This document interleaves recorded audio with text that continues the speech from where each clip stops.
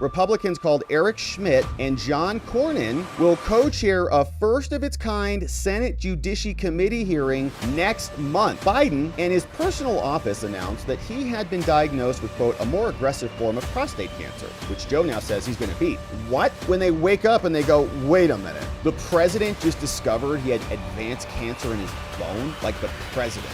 Biden's mental competency hearings might be starting? What? This is what ABC News tells us, saying that Senator John Cornyn is really pounding the table on this thing because he needs some energy because he doesn't want to lose his Senate race coming up. But the GOP senators are now planning a hearing on Biden's perceived cognitive decline. And this is happening soon, apparently. Senate Republicans have announced plans to launch their own probe. Republicans called Eric Schmidt and John Cornyn will co-chair a first-of-its-kind Senate Judiciary Committee hearing next month on the subject, which I take to mean June, which they say was covered up by members of the media. The focus echoes President Trump's oft-repeated claims about Biden's mental fitness, use of the auto pen, the device that signed a bunch of documents. Apparently there's no log for it. There's no real records for that. We need to get the past failures of the media, which were legend, as you pointed out, said John Cornyn. On Friday, after delivering his first public remarks, which we've got queued up, Biden is now threatening to beat up Jake Tapper, which I'd buy that book. Yeah, I mean, if that was a pay-per-view,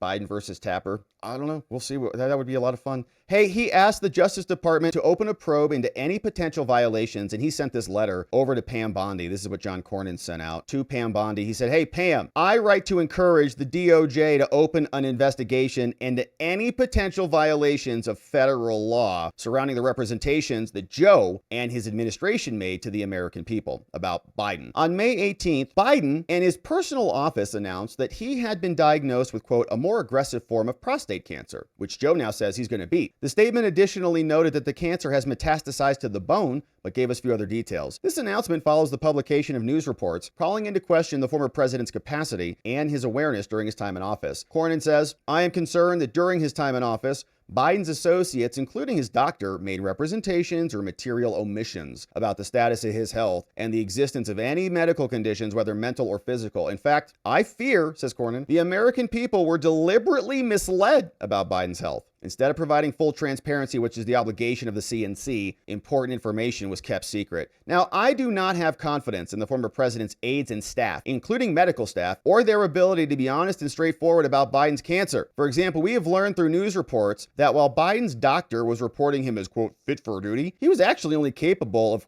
4 to 6 good hours a day. These positions are in direct conflict, so which is it? Similarly, Biden's staff refused to let him take cognitive tests, despite repeated instances where the former president demonstrated his memory and capacity were in question. Now, as Biden and as president, Biden had access to the most sophisticated and robust healthcare available in the world. Yeah, exactly. We made this point. Despite this, the American people have been asked to accept coincidence after coincidence. What? It's exactly right. People who are on top of their health, which I think are most people, are cognizant of how am I doing? Going to be healthy, okay, in some way. When they wake up and they go, wait a minute, the president just discovered he had advanced cancer in his bone, like the president. The medical teams couldn't even figure that out for him and give him any advance warning or any advance notice. Like, nobody believes that because they don't want to believe that. This manipulation, and it's not accurate, right? This manipulation and dishonesty was unfair to the public and put the safety of our country in jeopardy. The continuity of government is essential to the core functioning of our republic, and those protocols must be effective and clear, and the executive's leadership cannot be in doubt. The 25th Amendment of the Constitution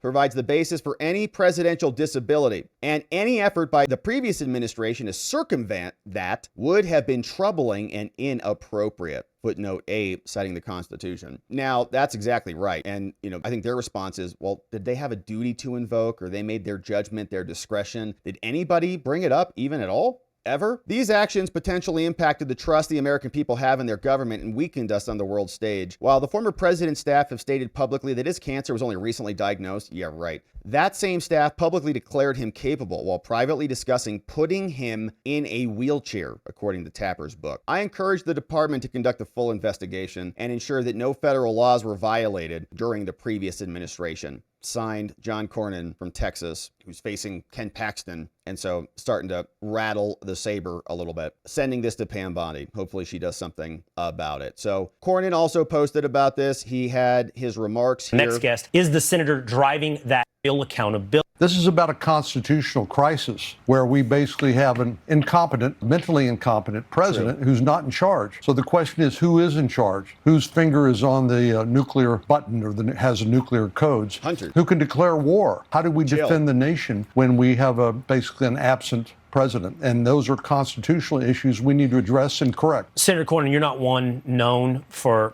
inflammatory language. Respectfully. And so when I hear you say today we have a constitutional crisis and whose finger was on the nuclear button, literally, who was responsible for war and peace, it's the right exact question to be asking about what happened in this country. Now, the names, to you point out, need to be investigated. Is it chief of staff? Is it the first lady? Is it the first son? But if we find those names, the question then becomes what real accountability can be. Now, we looked this up. Carrie Urban, who's a Fox News legal analyst, we asked what crimes potentially could have been committed. And we're going to share this with the viewers. Here are some crimes on the screen I want you to take a look at that, if these things were done, are potentialities. Nice Forgery, list. that has to do with the auto pen. Impersonation of a federal officer. Conspiracy to defraud the United States. I looked up some of these crimes today, Cinder. Now, the hard thing is there's no jurisprudence and precedent behind a lot of these things. Right. But by the letter of the law, these people would be guilty of these crimes. Well, that's why we've asked Pam Bondi, the Attorney General, to look into this to see what federal laws have been violated. And the ones you mentioned, where it makes sense to me, certainly we need to ask, have these been violated? But Congress's responsibility is actually bigger than just that. It is to provide oversight and to make sure there's more transparency for future presidents so we understand how this happened and how can we prevent it from happening again. I don't even know what that means. More transparency for future presidents. There was plenty of transparency. Everybody saw it. It was just nothing that anybody was willing to call out. The Republicans were even pathetic about it too. So what does more transparency get you? I mean, do you want like his blood results posted online or something like that? I don't know what they're talking about. It sounds like it's just, when they say we want this to not happen again, it just kind of feels like they're not talking about repercussions for the people who did it. Here's James Comer talking about this too. He posted, Democrats in the Biden White House on the way out the door sought to Trump-proof the federal government. Now, Biden staffers and Joe's doctors are lawyering up, and they're saying that they are going to fight these subpoenas and these probes. He must not have got the memo that Joe Biden pardoned his entire family, 7 family members, because of my investigation. So their record of dishonesty... Comer, I think, was responding to them saying, James Comer has failed. He's investigated us and failed and nothing happened and blah, blah, blah. And he's saying, he pardoned everybody because we were investigating them. There were clearly crimes there. The DOJ wasn't going to let us touch them, but they know what they did, which is why they pardoned all of themselves. Knows no boundaries. I mean, that is completely false. If the Biden family had done nothing wrong, then there would have been no need to have given them preemptive pardons. Right. And again, that was Joe Biden's last act as president. And honestly, those pardons, right, could cover the auto pen stuff, theoretically, because didn't it say like everything, like all criminal charges from this date to this date for some of them, right? I don't know I don't remember the specific dates on those pardons, but like wasn't Hunter's just like open-ended? I know Fauci's was like, for everything you've done since 2014, you're pardoned. So what if that one person who was executing the auto pen also, just pardoned themselves on that? Can you invalidate that pardon because it was invalidly granted? Wild times. Did he do it? It was signed, at least 6 of the pardons were signed with an auto pen. So, I don't think that anyone can take anything that anyone who worked in the Biden White House during the last 6 months, I think you can take it with a grain of salt because their record of dishonesty, again, is on full display with that statement he just issued. Everybody in America knows the Bidens were influence peddling. Now everybody in America knows that Joe Biden wasn't mentally fit to make a lot of these decisions. More and more evidence is coming out from Jake Tapper to other whistleblowers in the administration that some of these bureaucrats, these unnamed bureaucrats in the White House,